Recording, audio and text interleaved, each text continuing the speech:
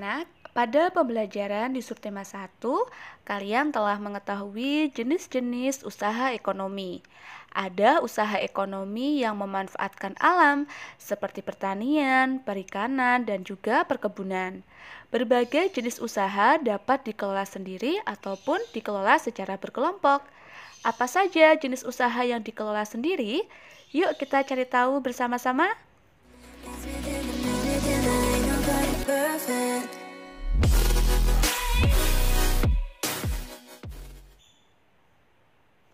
Halo anak-anak, Assalamualaikum warahmatullahi wabarakatuh. Selamat pagi dan salam sejahtera untuk kita semua. Anak-anak, apa kabar? Semoga kalian tetap dalam keadaan sehat walafiat ya. Di pembelajaran kali ini kita akan belajar tema 8, subtema 2, pembelajaran 3.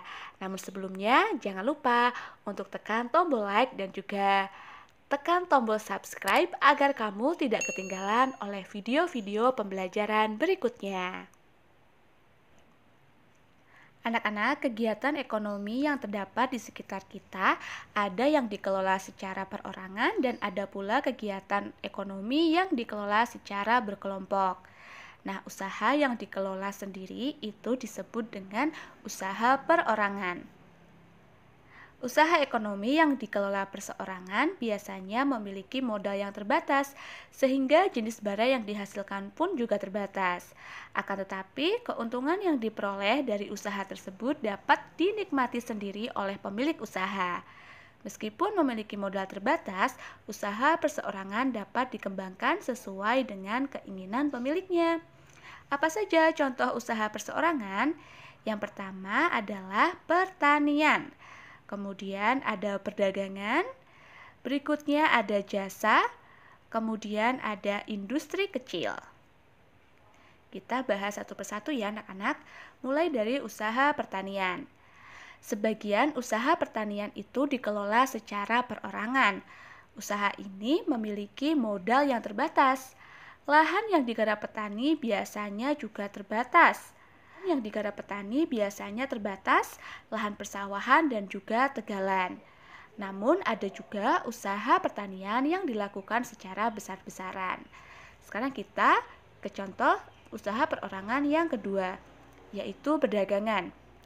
Nah, usaha perdagangan ini secara perorangan biasanya masih berskala kecil dan sedang.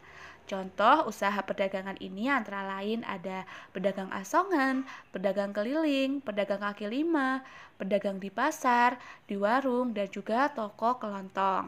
Toko kelontong ini adalah toko yang menyediakan aneka macam kebutuhan hidup sehari-hari anak-anak, bukan toko lontong loh ya. Yang berikutnya adalah usaha jasa. Nah, anak-anak, usaha jasa ini adalah menawarkan aktivitas ataupun pelayanan kepada masyarakat. Nah, secara umum, banyak usaha jasa yang dikelola secara perorangan. Contohnya ada usaha salon, fotokopi, bengkel, potong rambut, dan juga penjualan pulsa. Untuk bentuk usaha perorangan berikutnya adalah sektor industri kecil. Nah, sektor industri yang dikelola perorangan merupakan industri rumahan.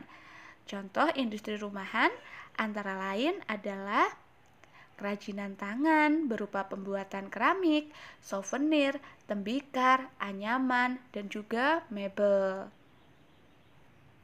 Anak-anak, usaha masyarakat banyak dipengaruhi oleh kondisi geografis tempat tinggalnya. Sebagai contohnya ada di Bali, keindahan alam dan keunikan budaya di Pulau Bali menjadikan industri pariwisata berkembang sangat pesat. Akibatnya, banyak jenis usaha jasa di Bali. Tahukah kamu apa saja keunikan budaya di Bali? Nah, Bali merupakan tujuan wisata yang sangat terkenal, baik dalam negeri maupun di luar negeri. Banyak hal yang membuat Bali menarik untuk dikunjungi wisatawan. Salah satu daya tarik Bali adalah adanya beberapa desa unik anak-anak. Desa apa sajakah itu? Apa keunikannya? Yuk kita cari tahu bersama-sama. Desa unik yang pertama adalah Desa Tenganan. Nah, Desa Tenganan ini terletak di Kecamatan Manggis, Kabupaten Karangasem, di sebelah timur Pulau Bali. Desa Tenganan ini merupakan salah satu desa tertua di Bali. Masyarakat desa ini masih menjunjung tinggi nilai adat dan budaya. Desa Tenganan merupakan salah satu desa Bali Aga. Maksudnya adalah desa asli suku Bali.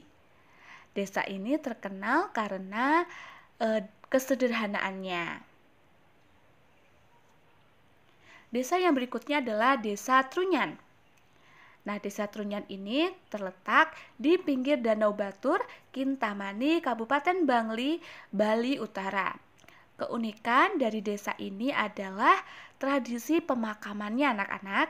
Pada masyarakat Hindu Bali, jenazah orang meninggal akan dibakar atau yang disebut dengan ngaben ya, upacara pembakaran mayat yang berada di Bali. Namun di Desa Trunyan ini berbeda. Jenazah orang meninggal hanya akan diletakkan di atas tanah di dalam gua, bahkan di atas pohon. Tradisi ini mereka sebut dengan istilah mepasah. Desa yang berikutnya adalah Desa Penglipuran.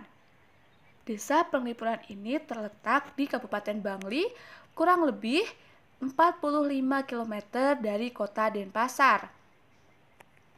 Desa ini memiliki struktur bangunan yang teratur dan juga rapi. Masyarakat Desa Penglipuran tidak pernah melepaskan adat dan budaya yang berlaku secara turun-temurun. Oleh karena itu, masyarakat Desa Penglipuran banyak melakukan acara adat seperti pemasangan dan penurunan odalan, serta perayaan galungan dan juga hari-hari besar lainnya. Nah, anak-anak, demikianlah tadi pembelajaran kita pada hari ini. Tugasnya adalah coba kalian buat tabel seperti ini ya. Ini adalah contoh-contoh usaha yang terdapat di sekitar kita. Coba kalian identifikasi jenis usaha tersebut masuk dalam industri kecil, pertanian, jasa, ataukah perdagangan. Misalnya Bu Eka beri contoh di sini nomor 1 adalah guru. Nah, guru ini termasuk dalam bidang apa? Apakah industri kecil, pertanian, jasa, atau perdagangan? Ya, guru adalah contoh di bidang jasa ya anak-anak.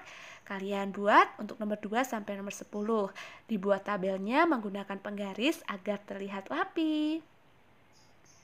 Dan ini adalah latihan soal untuk hari ini. Hanya ada 8 soal saja ya anak-anak. Silakan ditulis soalnya, dijawab, kemudian dikirimkan ke guru kalian masing-masing. Kita bertemu lagi di pembelajaran berikutnya. Sampai jumpa anak-anak.